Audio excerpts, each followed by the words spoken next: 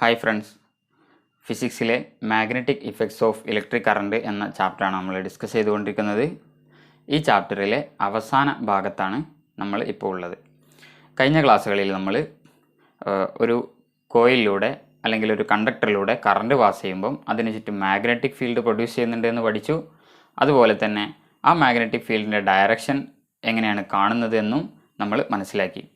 കോയിലിലൂടെയും കണ്ടക്ടറിലൂടെയും സോളിനോയിഡിലൂടെയും ഒക്കെയുള്ള കറണ്ടിൻ്റെ ഡയറക്ഷനും അതുപോലെ മാഗ്നറ്റിക് ഫീൽഡിൻ്റെ ഡയറക്ഷനുമായിട്ട് എങ്ങനെയൊക്കെയാണ് ബന്ധപ്പെട്ടിരിക്കുന്നത്, അതുമായി ബന്ധപ്പെട്ട റൂൾസ് ഏതൊക്കെയാണ്, ഇത്തരം കാര്യങ്ങളെല്ലാം നമ്മൾ കഴിഞ്ഞ ക്ലാസ്സിൽ ഡിസ്കസ് ചെയ്തു. അതുപോലെ മോട്ടോർ പ്രിൻസിപ്പിൾ എന്ന് പറയുന്ന ഒരു പ്രിൻസിപ്പിൾ നമ്മൾ കഴിഞ്ഞ ക്ലാസ്സിൽ മനസ്സിലാക്കി. അതായത് ഒരു മാഗ്നറ്റിക് ഫീൽഡിൽ, ഒരു എക്സ്റ്റേണൽ മാഗ്നറ്റിക് ഫീൽഡിൽ പ്ലേസ് ചെയ്തിട്ടുള്ള ഒരു കണ്ടക്ടറിലൂടെ കറണ്ട് പാസ് ചെയ്യുകയാണെങ്കിൽ ആ കണ്ടക്ടറിന് എന്ത് അനുഭവപ്പെടും? ഒരു ഫോഴ്സ് അനുഭവപ്പെടും. ആ ഫോഴ്സിൻ്റെ ഡയറക്ഷൻ നമുക്ക് ഫ്ലെമിങ്സ് ലെഫ്റ്റ് ഹാൻഡ് റൂൾ ഉപയോഗിച്ചിട്ട് കണ്ടെത്താൻ പറ്റും എന്നും നമ്മൾ പറഞ്ഞു. എന്നിട്ട് നമ്മൾ പറഞ്ഞു അതുമായി ബന്ധപ്പെട്ട് അല്ലെങ്കിൽ ഈ ഒരു തത്വത്തിൻ്റെ അടിസ്ഥാനത്തിൽ, ഈ ഒരു പ്രിൻസിപ്പിളിൻ്റെ, മോട്ടോർ പ്രിൻസിപ്പിളിൻ്റെ അടിസ്ഥാനത്തിൽ വർക്ക് ചെയ്യുന്ന ഇൻസ്ട്രുമെൻസ് ആണ് മൂവിങ് കോയിൽ ലൗഡ് സ്പീക്കറും അതുപോലെ തന്നെ ഇലക്ട്രിക് മോട്ടോറും എന്ന് നമ്മൾ പറഞ്ഞിരുന്നു. ഇന്ന് നമ്മൾ ഇലക്ട്രിക് മോട്ടോറിൻ്റെ വർക്കിങ്ങും അതുപോലെ തന്നെ അതിൻ്റെ ഭാഗങ്ങളെക്കുറിച്ചുമൊക്കെയാണ് മനസ്സിലാക്കുന്നത്. അതുപോലെ തന്നെ ലൗഡ് സ്പീക്കറിൽ, മൂവിങ് കോയിൽ ലൗഡ് സ്പീക്കറിൽ എന്തൊക്കെയാണ് സംഭവിക്കുന്നത്, അതിൻ്റെ വർക്കിംഗ് എങ്ങനെയാണ് എന്നുമാണ് ഇന്ന് നമ്മൾ കാണുന്നത്. ഇലക്ട്രിക് മോട്ടോറിൻ്റെ ഒരു സിമ്പിളായിട്ടുള്ള പിക്ചറാണ് ഇവിടെ കാണിച്ചിട്ടുള്ളത്. ഇതിൽ ഏതൊക്കെ പാർട്സ് ആണുള്ളത്? ഒന്നാമതായിട്ട് ഒരു മാഗ്നറ്റ് ഉണ്ട് അല്ലേ? ഇത് മാഗ്നറ്റിൻ്റെ നോർത്ത് പോളാണ്, ഇത് സൗത്ത് പോളാണ്. അപ്പം ആദ്യം ഒരു മാഗ്നറ്റ് ഉണ്ട് അല്ലേ? മാഗ്നറ്റിക് ഫീൽഡിനാണ് നമ്മൾ എന്ത് ചെയ്യേണ്ടത്? കണ്ടക്ടറിനെ പ്ലേസ് ചെയ്യേണ്ടത്. അപ്പോൾ മാത്രമേ എന്ത് ചെയ്യുള്ളൂ? അവിടെ ഫോഴ്സ് അനുഭവപ്പെടുള്ളൂ. അതുകൊണ്ട് മാഗ്നറ്റ്സ് ഉണ്ട്. പിന്നെന്താണുള്ളത്? ഇതിനെ നമ്മൾ ഈ ബ്ലൂ കളറിൽ കാണപ്പെടുന്ന ഈ ഒരു പാർട്ടിനെ നമ്മൾ ആർമേച്ചർ എന്നാണ് പറയുന്നത്. എന്താണ്? ആർമേച്ചർ. ഇതാണ് നമ്മുടെ കറണ്ട് ക്യാരിയിങ് കണ്ടക്ടർ. ആർമേച്ചർ എന്ന് പറയുമ്പോൾ ഇവിടെ നമ്മൾ പിക്ചറിൽ സിമ്പിളായിട്ട് കൊടുത്തിട്ടുള്ളതാണ്. ആർമേച്ചർ എന്ന് പറയുമ്പോൾ ശരിക്കും അതൊരു സോഫ്റ്റ് അയൺ കോറിൻ്റെ മുകളിൽ കോയിൽ ചുറ്റിയിട്ടുള്ള രൂപത്തിലുള്ള ഒരു സ്ട്രക്ചറാണ്. സോഫ്റ്റ് അയൺ കോർ നമ്മൾ എടുക്കും, അല്ലെങ്കിൽ സോഫ്റ്റ് അയൺ എടുക്കും, എന്നിട്ട് അതിൻ്റെ മുകളിൽ കോയിൽ ചുറ്റിയിട്ടുള്ള ഒരു സ്ട്രക്ചറിനെയാണ് നമ്മൾ ആർമേച്ചർ എന്ന് പറയുന്നത്. പിന്നെ ഇവിടെ ഈ റെഡ് കളറിൽ കാണപ്പെടുന്നത് സ്പ്ലിറ്റ് റിങ്സ് എന്നാണ് അതിനെ പറയുന്നത്.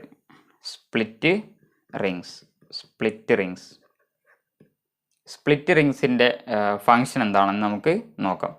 പിന്നെ അതുപോലെ തന്നെ ബ്രഷസ്, ഗ്രാഫൈറ്റ് ബ്രഷസ് ആണിത്. സ്പ്ലിറ്റ് റിങ്സുമായിട്ട് കണക്ട് ചെയ്ത് നിൽക്കുന്നത് ഗ്രാഫൈറ്റ് ബ്രഷസ് ആണ്. അപ്പോൾ ഇവിടെ പ്രധാനമായിട്ടുള്ള ഈ ഇലക്ട്രിക് മോട്ടോറിൻ്റെ പാർട്സ് എന്ന് പറയുന്നത് മാഗ്നറ്റ്സ് ഉണ്ട്, അതുപോലെ ആർമേച്ചർ ഉണ്ട്, അതുപോലെ സ്പ്ലിറ്റ് റിങ്സ് ഉണ്ട്, ഗ്രാഫൈറ്റ് ബ്രഷസും ഉണ്ട് അല്ലേ? പിന്നെ ഇതിലേക്ക് ഇലക്ട്രിസിറ്റി അല്ലെങ്കിൽ കറണ്ട് പ്രൊവൈഡ് ചെയ്യാൻ വേണ്ടിയിട്ടുള്ള സോഴ്സുമായിട്ട് ഇതിനെ കണക്ട് ചെയ്തിട്ടുണ്ട് അല്ലേ? ഇതിൻ്റെ വർക്കിംഗ് അല്ലെങ്കിൽ ഇലക്ട്രിക് മോട്ടോർ എങ്ങനെയാണ് വർക്ക് ചെയ്യുന്നത് എന്ന് നമുക്ക് ജസ്റ്റ് ഒന്ന് നോക്കാം. നമ്മൾ കഴിഞ്ഞ ക്ലാസ്സിൽ പറഞ്ഞിരുന്നു, ഒരു മാഗ്നറ്റിക് ഫീൽഡിൽ, ഒരു എക്സ്റ്റേണൽ മാഗ്നറ്റിക് ഫീൽഡിൽ പ്ലേസ് ചെയ്തിട്ടുള്ള ഒരു കണ്ടക്ടറിൽ എന്ത് അനുഭവപ്പെടുന്നുണ്ട്? ഫോഴ്സ് അനുഭവപ്പെടുന്നുണ്ട്.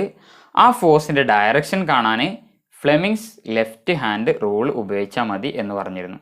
അപ്പോൾ അവിടെ നമ്മൾ പറഞ്ഞത് ഫ്ലെമിങ്സ് ലെഫ്റ്റ് ഹാൻഡ് റൂൾ നമ്മൾ ലെഫ്റ്റ് ഹാൻഡിൻ്റെ 4 ഫിംഗറും അതുപോലെ മിഡിൽ ഫിംഗറും തമ്പും പെർപെൻഡിക്കുലർ ഡയറക്ഷനിൽ പ്ലേസ് ചെയ്യണം. ആദ്യം പെർപെൻഡിക്കുലർ ഡയറക്ഷനിൽ നമ്മൾ പിടിക്കുകയാണ്. ഇവിടെ 4 ഫിംഗറിൻ്റെ ഡയറക്ഷനിലാണ് മാഗ്നറ്റിക് ഫീൽഡ് ഉള്ളത്. അതുപോലെ മിഡിൽ ഫിംഗറിൻ്റെ ഡയറക്ഷനിലാണ് കറണ്ട് ഉള്ളത് എങ്കിൽ തമ്പിൻ്റെ ഡയറക്ഷനിലായിരിക്കും എന്തുണ്ടാവുക? ആ കണ്ടക്ടറിൽ അനുഭവപ്പെടുന്ന ഫോഴ്സ് ഉണ്ടാവുക. ഇതാണ് ഫ്ലെമിങ്സ് ലെഫ്റ്റ് ഹാൻഡ് റൂൾ. ഞാൻ ഒന്നുകൂടി പറയാം. അതായത് നമ്മൾ ഒരു മാഗ്നറ്റിക് ഫീൽഡ്, ഒരു എക്സ്റ്റേണൽ മാഗ്നറ്റിക് ഫീൽഡിൽ നമ്മളൊരു കണ്ടക്ടറിനെ പ്ലേസ് ചെയ്തിട്ടുണ്ട്. ആ കണ്ടക്ടറിലൂടെ കറണ്ട് പാസ് ചെയ്യുന്നുണ്ട്. അങ്ങനെ പാസ് ചെയ്യുന്നുണ്ടെങ്കിൽ ആ കണ്ടക്ടർ ഫ്രീ ടു മൂവ് ആണെങ്കിൽ, അതിന് ചലിക്കാൻ സാധിക്കുമെങ്കിൽ, ഫ്രീ ആയിട്ട് റൊട്ടേറ്റ് ചെയ്യാനോ ചലിക്കാനൊക്കെ സാധിക്കുമെങ്കിൽ അതിലൊരു ഫോഴ്സ് അനുഭവപ്പെടും. അതിൻ്റെ കാരണമായിട്ട് അത് ചലിക്കും അല്ലേ? അപ്പോൾ അതിൻ്റെ ചലനത്തിൻ്റെ ദിശ എന്ന് പറയുന്നത് അത് എങ്ങോട്ടാണ് ചലിക്കുന്നത് എന്നത് ഏതിനൊക്കെയാണ് ഡിപ്പെൻഡ് ചെയ്യുന്നത്? ഒന്ന് മാഗ്നറ്റിക് ഫീൽഡിൻ്റെ ഡയറക്ഷൻ, നമ്മൾ എക്സ്റ്റേണൽ ആയിട്ട് എടുത്തിട്ടുള്ള മാഗ്നറ്റിക് ഫീൽഡിൻ്റെ ഡയറക്ഷൻ ഏതാണെന്നുള്ളത്. രണ്ടാമത്തേത് കറണ്ടിൻ്റെ ഡയറക്ഷൻ, അതായത് ആ കണ്ടക്ടറിലൂടെ പാസ് ചെയ്യുന്ന കറണ്ട് ഏത് ദിശയിലാണ് ഫ്ലോ ചെയ്യുന്നത് എന്നതിനെയുമാണ് ഡിപ്പെൻഡ് ചെയ്യുന്നത്. അപ്പോൾ നമ്മളിവിടെ ഫ്ലെമിങ്സ് ലെഫ്റ്റ് ഹാൻഡ് റൂളിൽ പറയുന്നത് 4 ഫിംഗറിൻ്റെ ഡയറക്ഷനിലാണ്, ലെഫ്റ്റ് ഹാൻഡിൻ്റെ 4 ഫിംഗറിൻ്റെ ഡയറക്ഷനിലാണ് മാഗ്നറ്റിക് ഫീൽഡ് ഉള്ളതെങ്കിൽ, അതുപോലെ മിഡിൽ ഫിംഗറിൻ്റെ ഡയറക്ഷനിലാണ് കറണ്ട് ഫ്ലോ ചെയ്യുന്നതെങ്കിൽ അവിടെ ആ കണ്ടക്ടറിൽ അനുഭവപ്പെടുന്ന ഫോഴ്സ് എന്ന് പറയുന്നത് തമ്പിൻ്റെ ഡയറക്ഷനിലായിരിക്കും അല്ലേ. ഇപ്പോൾ എക്സാമ്പിളായിട്ട് എൻ്റെ ബോഡിയിൽ നിന്നും പുറത്തേക്കാണ് ഇവിടെ എന്തുള്ളത്? മാഗ്നറ്റിക് ഫീൽഡ് ഉള്ളത് അല്ലേ. അതുപോലെ റൈറ്റ് ഹാൻഡ് സൈഡിലേക്കാണ് ഇവിടെ എന്തുള്ളത്? റൈറ്റ് ഹാൻഡ് സൈഡിലേക്കാണ് ഈ ഒരു ഇപ്പം ഞാൻ പിടിച്ചിട്ടുള്ള ഈ ഒരു ഡയറക്ഷനിലാണെങ്കിൽ റൈറ്റ് ഹാൻഡ് സൈഡിലേക്കാണ് ഇലക്ട്രിക് കറണ്ട് ഫ്ലോ ചെയ്യുന്നത് അല്ലേ. അങ്ങനെയാണെങ്കിൽ അപ്പർ സൈഡിലേക്ക് മുകളിലേക്കായിരിക്കും എന്ത്? ഈ കോയിലിന് അനുഭവപ്പെടുന്ന അല്ലെങ്കിൽ കറണ്ട് ക്യാരിങ് കണ്ടക്ടറിന് അനുഭവപ്പെടുന്ന ഫോഴ്സ് എന്ന് പറയുന്നത് മുകളിലേക്കായിരിക്കും. ഈ രീതിയിൽ ഇവിടെ മാഗ്നറ്റിക് ഫീൽഡിൽ എന്തുണ്ട്? ആർമേച്ചർ ഉണ്ട് അല്ലേ. ആർമേച്ചറിലൂടെ കറണ്ട് പാസ് ചെയ്യുന്നുണ്ട്. ആർമേച്ചർ എന്ന് പറയുന്നത് ഞാൻ പറഞ്ഞു സോഫ്റ്റ് അയേണിൻ്റെ മുകളിൽ ചുറ്റിയിട്ടുള്ള കോയിലാണുള്ളത് അല്ലേ. അപ്പോൾ ഈ കോയിലിൽ ഒരു ഫോഴ്സ് അനുഭവപ്പെടും, തീർച്ചയായിട്ടും ഒരു ഫോഴ്സ് അനുഭവപ്പെടും. കാരണം എന്താണ്? അത് മാഗ്നറ്റിക് ഫീൽഡിലാണുള്ളത് അല്ലേ, എക്സ്റ്റേണൽ മാഗ്നറ്റിക് ഫീൽഡിലാണുള്ളത്. അപ്പോൾ അവിടെ അനുഭവപ്പെടുന്ന ഫോഴ്സിൻ്റെ ഡയറക്ഷൻ കാണാൻ നമ്മൾ എന്ത് ചെയ്താൽ മതി? ഫ്ലെമിങ്സ് ലെഫ്റ്റ് ഹാൻഡ് റൂള് ഉപയോഗപ്പെടുത്തിയാൽ മതി. അപ്പോൾ ഇവിടെ നമുക്ക് നോക്കാം, അതായത് നോർത്ത് ടു സൗത്ത് ആയിരിക്കും മാഗ്നറ്റിക് ഫീൽഡിൻ്റെ ഡയറക്ഷൻ അല്ലേ. അതുപോലെ തന്നെ കറണ്ടിൻ്റെ ഡയറക്ഷൻ എങ്ങോട്ടാണ്? ഇപ്പം ഞാൻ ഈ ഒരു ഭാഗമാണ് എടുത്ത് പിക്ചറിൽ നോക്കിയാൽ ഈ ഒരു ഭാഗമാണ് ഞാൻ എടുത്തിട്ടുള്ളതെങ്കിൽ ഈ ഒരു ഭാഗമാണ് ഇവിടെ എ ബി സി ഡി എന്ന് ഞാൻ നെയിം ചെയ്യുകയാണെങ്കിൽ എ ബി എന്ന ഭാഗമാണ് നമ്മളിപ്പോൾ നോക്കുന്നത് അല്ലേ. അപ്പോൾ എ ബിയിൽ ഇങ്ങോട്ടാണ് കറണ്ട് പാസ് ചെയ്യുന്നത് അല്ലേ. അതുപോലെ മാഗ്നറ്റിക് ഫീൽഡ് എങ്ങോട്ടാണ്? മാഗ്നറ്റിക് ഫീൽഡിൻ്റെ ഡയറക്ഷൻ എന്ന് പറയുന്നത് ഇതാണ് അല്ലേ. ഇതാണ് മാഗ്നറ്റിക് ഫീൽഡിൻ്റെ ഡയറക്ഷൻ, ഇതാണ് എന്ത്? കറണ്ടിൻ്റെ ഡയറക്ഷൻ. അപ്പോൾ നമ്മൾ ആ രൂപത്തിൽ നമ്മുടെ ഫിംഗേഴ്സിനെ പ്ലേസ് ചെയ്യുകയാണെങ്കിൽ, അതായത് മാഗ്നറ്റിക് ഫീൽഡിൻ്റെ ഡയറക്ഷൻ ഇതാണ്, അതുപോലെ ഇതാണെന്ത്? അങ്ങോട്ടാണ് അല്ലേ, പ്ലെയിനിലേക്ക്. ഏതിൻ്റെ പ്ലെയിനിലേക്ക്? പിക്ചറുള്ള അതിൻ്റെ പ്ലെയിനിൻ്റെ ഉള്ളിലേക്കാണ് പിന്നെ എന്ത് ചെയ്യുന്നത്? കറണ്ട് ഫ്ലോ ചെയ്യുന്നത്. അപ്പോൾ ഞാൻ ഇങ്ങനെ പിടിക്കുകയാണ്. അതുപോലെ തന്നെ ഈ ഒരു ഡയറക്ഷനിലാണ് എന്തുള്ളത്? മാഗ്നറ്റിക് ഫീൽഡ് ഉള്ളത് അല്ലേ. അങ്ങനെയാണെങ്കിൽ താഴോട്ടായിരിക്കും എന്ത്?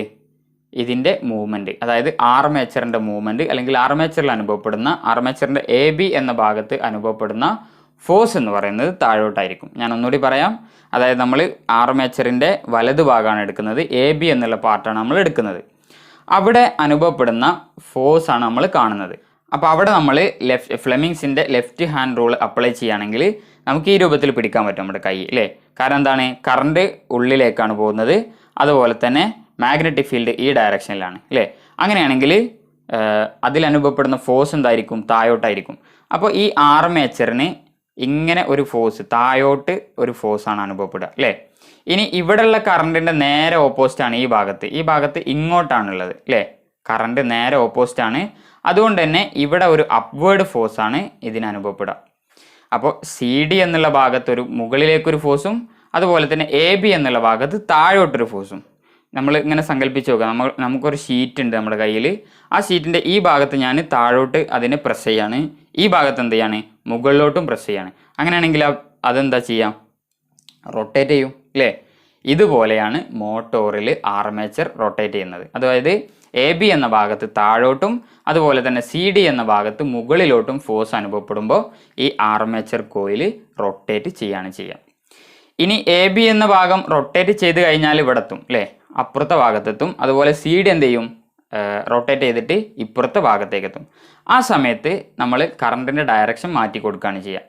കാരണം ഇവിടെ എത്തുമ്പോൾ എന്ത് ചെയ്യണം? പിന്നെ മുകളിലേക്കാണ് അതിന് ഫോഴ്സ് അനുഭവപ്പെടേണ്ടത് അല്ലേ. എ ബിക്ക് ഇപ്പം താഴോട്ടാണ് എ ബിയിൽ ഫോഴ്സ് അനുഭവപ്പെടുന്നത്, പക്ഷേ ഹാഫ് റൊട്ടേഷൻ കഴിഞ്ഞു കഴിഞ്ഞാൽ അതിന് മുകളിലേക്കാണ് എന്ത് ചെയ്യേണ്ടത്? ഫോഴ്സ് അനുഭവപ്പെടേണ്ടത്.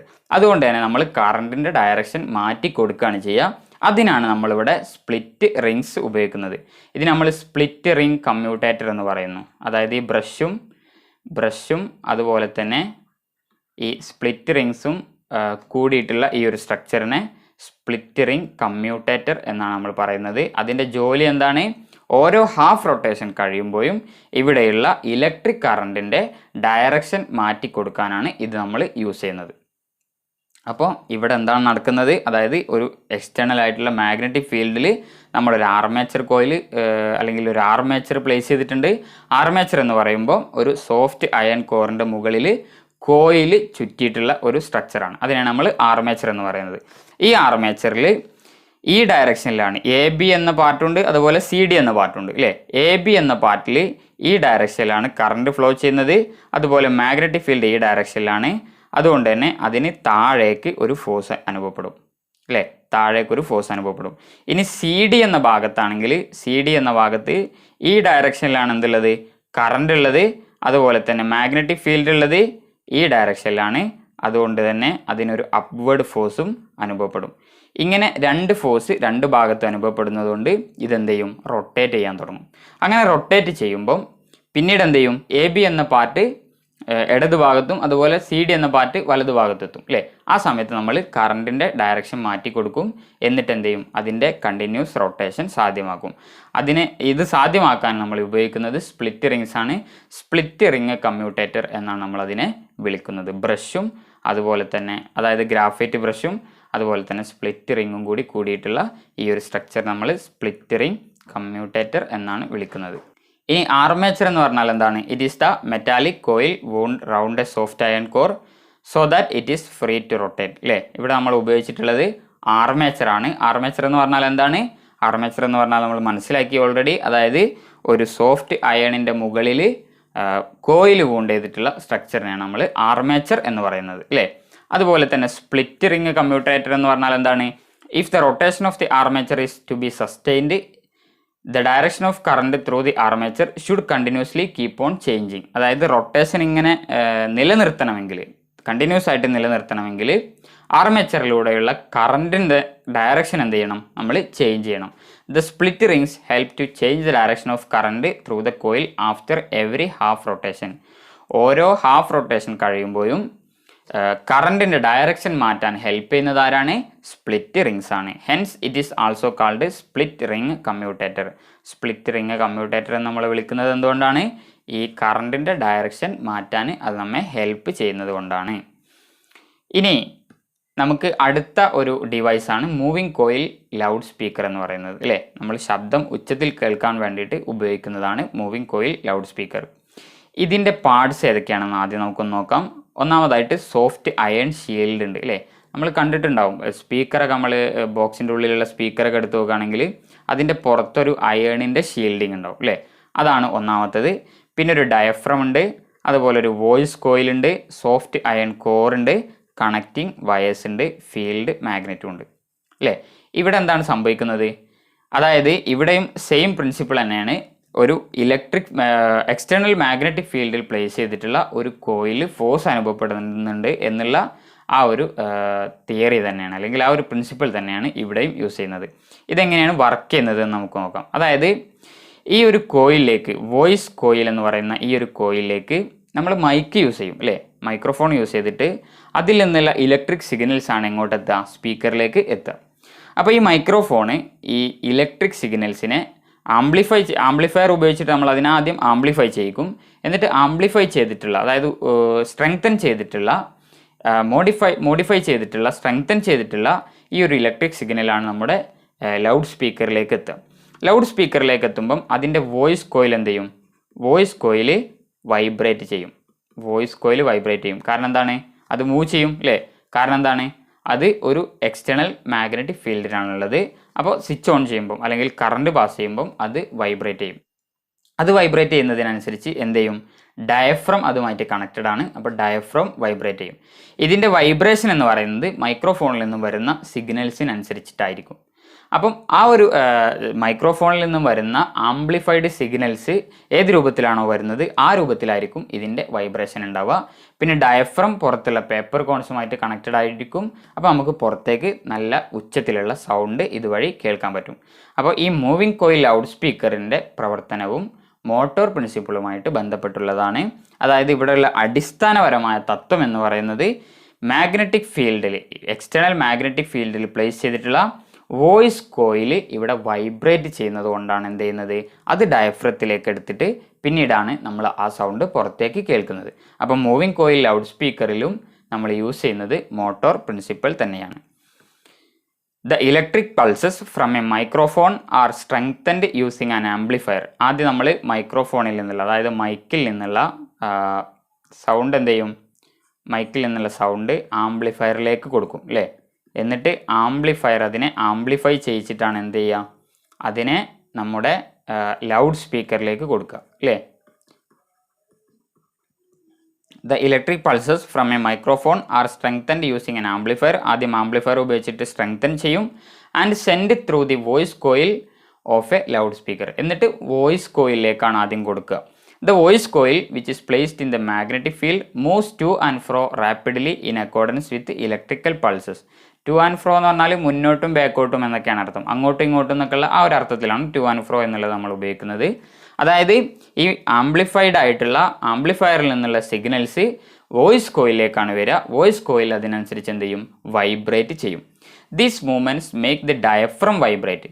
ഇങ്ങനെ വോയിസ് കോയിൽ വൈബ്രേറ്റ് ചെയ്യുമ്പം അതുമായിട്ട് കണക്റ്റഡ് ആയിട്ടുള്ള ഡയഫ്രം വൈബ്രേറ്റ് ചെയ്യും, ദെയർബൈ പ്രൊഡ്യൂസിങ് സൗണ്ട്. ഡയഫ്രം വൈബ്രേറ്റ് ചെയ്യുമ്പോഴാണ് സൗണ്ട് ഉണ്ടാവുക അല്ലേ. അപ്പോൾ ഡയഫ്രം വൈബ്രേറ്റ് ചെയ്യുമ്പം നമുക്ക് പുറത്തേക്ക് സൗണ്ട് കേൾക്കാൻ പറ്റും. ഇതാണ് മൂവിങ് കോയിൽ ലൗഡ് സ്പീക്കറിൻ്റെ പ്രവർത്തന തത്വം അല്ലെങ്കിൽ വർക്കിംഗ് പ്രിൻസിപ്പിൾ എന്ന് പറയുന്നത്. അപ്പോൾ ഈ രൂപത്തിൽ ആണ് എന്ത് ചെയ്യുന്നത്, moving coil loud speaker work ചെയ്യുന്നത്. അപ്പോൾ നമ്മൾ ഇന്ന് പഠിച്ചത് മോട്ടോർ പ്രിൻസിപ്പിളിൻ്റെ അപ്ലിക്കേഷൻസ് ആണ്. ഇലക്ട്രിക് മോട്ടോർ എങ്ങനെയാണ് വർക്ക് ചെയ്യുന്നത്, അതുപോലെ മൂവിങ് കോയിൽ ലൗഡ് സ്പീക്കർ എങ്ങനെയാണ് വർക്ക് ചെയ്യുന്നത് എന്നാണ് നമ്മൾ കണ്ടത്. ഞാൻ ഒന്നുകൂടി ചുരുങ്ങിയ രൂപത്തിൽ ഒന്നുകൂടി ഞാൻ വിശദീകരിച്ചു തരാം. അതായത് മോട്ടോർ ആണെങ്കിൽ, ഇലക്ട്രിക് മോട്ടോറിൻ്റെ ഒരു സിമ്പിൾ പിക്ചറാണ് നമ്മളിവിടെ കാണുന്നത്. മോട്ടോർ ആണെങ്കിൽ അവിടെ എന്തൊക്കെയാണുള്ളത്, മാഗ്നറ്റ് ഉണ്ട് അല്ലേ, മാഗ്നറ്റ് ഉണ്ട്. ഇത് സൗത്ത് പോളാണ്, ഇത് മാഗ്നറ്റിൻ്റെ നോർത്ത് പോളാണ്. അതുപോലെ തന്നെ എന്താണുള്ളത്, ആർമേച്ചർ ഉണ്ട് അല്ലേ. ഇതാണ് ആർമേച്ചർ. ഈ ബ്ലൂ കളറിൽ കാണപ്പെടുന്ന ഈ ഒരു സംഭവമാണ് ആർമേച്ചർ എന്ന് പറയുന്നത്. ആർമേച്ചറിലൂടെ കറണ്ട് പാസ് ചെയ്യുമ്പം അതിനൊരു ഫോഴ്സ് അനുഭവപ്പെടും. ആ അനുഭവപ്പെടുന്ന ഫോഴ്സിൻ്റെ കാരണമായിട്ട് അതെന്ത് ചെയ്യും, മൂവ് ചെയ്യും അല്ലേ. അതിൻ്റെ മൂവ്മെൻ്റ് എന്ന് പറയുന്നത് ഈ ഒരു പാർട്ടിൽ, റൈറ്റ് ഹാൻഡ് സൈഡിലുള്ള ഈ ഒരു പാർട്ടിൽ താഴോട്ടാണ്, അതുപോലെ തന്നെ ലെഫ്റ്റ് ഹാൻഡ് സൈഡിലുള്ള ഭാഗത്ത് മുകളിലോട്ടാണ്. അതിൻ്റെ കാരണം എന്താണ്, Fleming's left hand rule use ചെയ്താൽ നമുക്ക് കിട്ടും അല്ലേ. കാരണം ഇവിടെ നമ്മൾ പറഞ്ഞു എന്താണ്, ഈ ഒരു രൂപത്തിലാണ് എ ബി എന്ന ഭാഗത്തുള്ളത് അല്ലേ. അതായത് ഇൻ ടു ദി പ്ലെയിൻ ആണ് എന്ത്, കറണ്ടിൻ്റെ ഡയറക്ഷൻ എന്ന് പറയുന്നത്. അതുപോലെ മാഗ്നറ്റിക് ഫീൽഡിൻ്റെ ഡയറക്ഷൻ എന്ന് പറയുന്നത് വലത് ഭാഗത്തേക്കാണ്. അതുകൊണ്ട് തന്നെ അതിനനുഭവപ്പെടുന്ന ഫോഴ്സ്, എ ബി എന്ന പാർട്ടിൽ അനുഭവപ്പെടുന്ന ഫോഴ്സ് താഴോട്ടാണ്. ഇനി ഈ രൂപത്തിലാണ് എന്ത്, സി ഡി എന്നുള്ള ഭാഗത്ത് അല്ലേ. അതായത് മാഗ്നറ്റിക് ഫീൽഡ് ഈ ഡയറക്ഷനിലാണ്, കറണ്ട് ഇങ്ങോട്ടാണ്, അതുപോലെ തന്നെ അതിനനുഭവപ്പെടുന്ന ഫോഴ്സ്, ആർമേച്ചറിൽ അനുഭവപ്പെടുന്ന ഫോഴ്സ് മുകളിലോട്ടാണ് അല്ലേ. അപ്പം ഒരു ഭാഗത്ത് താഴോട്ടും മറ്റേ ഭാഗത്ത് മുകളിലോട്ടും ഫോഴ്സ് അനുഭവപ്പെടുന്നത് കൊണ്ട് അത് റൊട്ടേറ്റ് ചെയ്യാനുള്ള ഒരു ടെൻഡൻസി ഉണ്ടാവും, റൊട്ടേറ്റ് ചെയ്യാൻ തുടങ്ങും അല്ലേ. അങ്ങനെ റൊട്ടേറ്റ് ചെയ്യാൻ തുടങ്ങുമ്പോൾ നമ്മൾ എന്ത് ചെയ്യും, അതിൻ്റെ കറണ്ട് മാറ്റി കൊടുത്തിട്ട് വീണ്ടും എന്ത് ചെയ്യും, ഓപ്പോസിറ്റ് കറണ്ട് ആക്കിയിട്ട് നമ്മൾ അതിൻ്റെ റൊട്ടേഷൻ സസ്റ്റെയിൻ ചെയ്യും. ഇതാണ് നമ്മൾ ഇലക്ട്രിക് മോട്ടോറിൽ ചെയ്യുന്നത്. ഇനി മൂവിങ് കോയിൽ ലൗഡ് സ്പീക്കറിലാണെങ്കിൽ നമ്മൾ എന്താണ് ചെയ്യുന്നത്, മൂവിങ് കോയിൽ ലൗഡ് സ്പീക്കറിൽ നമ്മൾ വോയിസ് കോയിലിലേക്ക് കറണ്ട് എത്തിക്കും, അല്ലെങ്കിൽ ഇലക്ട്രിക് സിഗ്നൽസ് എത്തിക്കും അല്ലേ. അങ്ങനെ ഇലക്ട്രിക് സിഗ്നൽസ് എത്തിക്കുമ്പം വോയിസ് കോയിൽ പ്ലേസ് ചെയ്തിട്ടുള്ളത് ഒരു എക്സ്റ്റേണൽ മാഗ്നറ്റിക് ഫീൽഡിലായതുകൊണ്ട് തന്നെ വോയിസ് കോയിൽ വൈബ്രേറ്റ് ചെയ്യും. ആ വൈബ്രേഷൻ ഡയഫ്രത്തിലേക്ക് എത്തും, ഡയഫ്രം വൈബ്രേറ്റ് ചെയ്യും. അങ്ങനെ നമുക്ക് പുറത്തേക്ക് ഉച്ചത്തിലുള്ള സൗണ്ട് കേൾക്കാൻ പറ്റും. ഇതാണ് ലൗഡ് സ്പീക്കറിൻ്റെ വർക്കിംഗ് പ്രിൻസിപ്പിൾ എന്ന് പറയുന്നത്. അപ്പോൾ ഇത്രയുമാണ് ഇന്ന് നമുക്ക് മനസ്സിലാക്കാനുള്ളത്. ഈ ചാപ്റ്ററിൽ ഇത്രയും ടോപ്പിക്സാണ് നമുക്ക് പഠിക്കാനുള്ളത്. ഇതുമായി ബന്ധപ്പെട്ട കുറച്ച് സോൾവ്ഡ് എക്സാമ്പിൾസും ക്വസ്റ്റ്യൻസും ഒക്കെ നമുക്ക് അടുത്ത ക്ലാസ്സിൽ പ്രാക്ടീസ് ചെയ്യാം. Okay, thank you.